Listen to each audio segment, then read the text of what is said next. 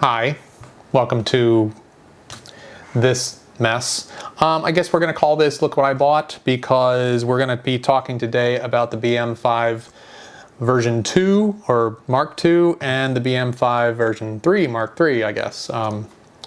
That is the monitors that everybody with a Blackmagic owns, because you can control it with this BT1 unit, this Bluetooth unit, slaps on the back here, and then you can just dial in all your stuff through the monitor rather than the controls on the camera, because a lot of times the monitor is way easier to access, especially when you have this all rigged up. So, really quick story. Here's what happened. I run my rig off of V-mount batteries. The V-mount batteries run off of a like a D-tap splitter or something like that. But even when I use the this anyway, and then obviously this goes into the monitor. Well, one day I was on set getting everything ready, flip everything on, plug everything in, and the magic smoke came out of this. I was out of my mind. So even with the batteries that you would put into the backs of these things, yeah, no bueno. It would not turn on. Nothing. You know, no LED light on the top. Nothing. So it completely ate itself. It completely fried. I'm currently talking with PortKeys, although they are a Chinese company in China. It's a little difficult back and forth to see what they can do for me, because this happened 22 days after the 1-year warranty of the monitor gave up. And worse than that, I guess whatever power problem it had, it sent it to the Bluetooth unit, because the Bluetooth unit no longer works either. How do I know that? Well, I know that because I bought myself a BM5 Mark III, figuring I'll just pop that on the back of it and everything would work great with my Blackmagic camera. Not so. So this is trash too. I've now purchased another one of those and it's on its way. So I thought, why not go ahead and do a little comparison between the Mark II and the Mark III, because I haven't even seen a real person with the BM5 Mark III yet. So maybe I'm the first one to get one. I don't know. So anyway, let's really quickly talk about the cosmetic changes. Now, the ports and everything and the mounting positions, the buttons, nothing has changed with that. What has changed though is the screen, or the front part of it anyway. I think the screen is exactly the same. It's a 2200 nit screen. It's responsive, it's, you know, it's crisp, the colors are nice, it's bright. But the old one, the Mark II, it has almost what feels like a plasticky touch surface. So almost like how cell phones from 2012 and 2014 felt that weren't iPhone.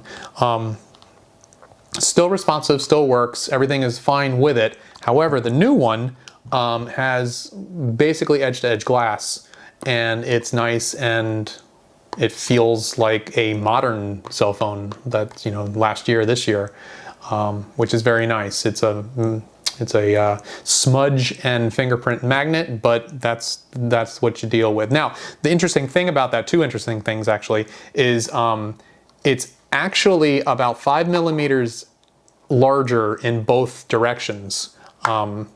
So I don't know why they did that. I don't know why they completely redesigned this chassis, and it is all metal all the way around like it was before.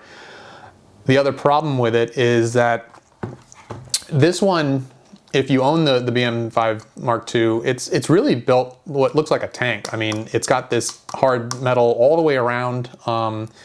It just feels confidence instilling, where if you were to drop this on like a concrete floor, you're pretty much guaranteed everything's going to be fine when you pick it up.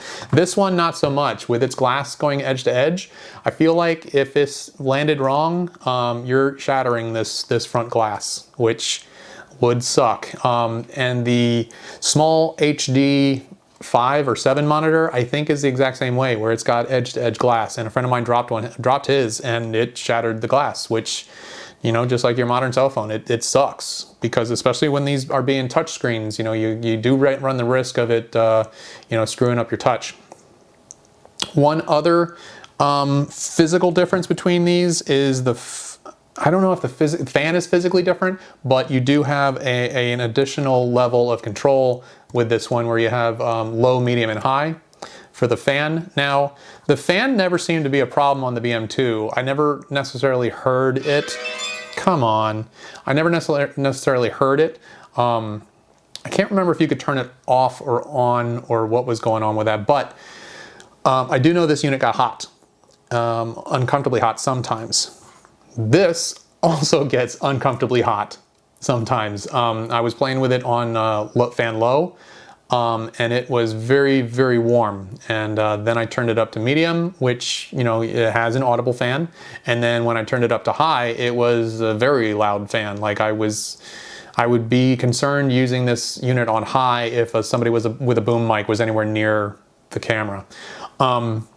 However, the fan on high did do a pretty good job of keeping things very cool, because as hot as it was, I could feel after 10 minutes, I could feel that it was noticeably cooler after that 10 minutes with the fan on high. Okay, so those are the things that are different on the outside. What about on the inside? Well, I think that they put a more powerful processor in the BM5 Mark III because the focus peaking, whatever they've done, the focus peaking on this new BM5 III is amazing. It basically, if you've used DaVinci Resolve and you use their magic mask, it basically does that to things that are in focus. It's pretty amazing. I remember the focus peaking on this was okay, but I would always double check, you know, turn the peaking off and double check with my eyes to see if, or check with my AC to see if this focus was good. This, I think I would rely on its focus peaking because it does a good, almost 3D job of lighting up what's in focus, and obviously you can adjust the sensitivity of it, or because if you put it up on 10, like everything is red, like it's just dumb. But they've done a really good job of refining the focus peaking on this. The other difference is this includes a thing called overlay. So I guess you can bring up, you can play a previous take of something and then copy that image and then use it as an overlay so you can line up your camera again so that, you know, if you need to do that. I can't imagine a situation where I would use that, but somebody might. Okay, and then what else is different? If you have the updated firmware for the BM5 II, it's the exact same firmware on the BM5 III. You're really not gaining anything so much. I kind of like the old firmware from the BM5 II, where there was a screen where I always had a record button on the full screen of the monitor. That went away with the new firmware. I'm kind of bummed about that. But anyway, so that's really been the differences between the two. Which would I recommend? This being, I believe it's now $40 or $50 cheaper than this. It's $450, $460, and this one is $500. I don't know. I mean, they're so very similar. I would probably recommend the BM5 III if you can get one. They're apparently very hard to get. Only for the focus peaking situation, because it's really that good. I wish I could kind of show you a difference between the two, but of course this is broken, so I can't. But again, it's something really great, and I've tried it on both the BM on the Blackmagic 4K, and also I just got a Sony a7S III, which I will probably be doing another video on later. I know every YouTuber on the planet has done their a7S III, but I'm gonna do one too, screw it. So yeah, that's about it. I am happy to say that the monitor works, the Bluetooth module is broken, the old monitor is broken. Hopefully PortKeys will do something nice for me. We'll see. Anyway, thanks for paying attention. Bye.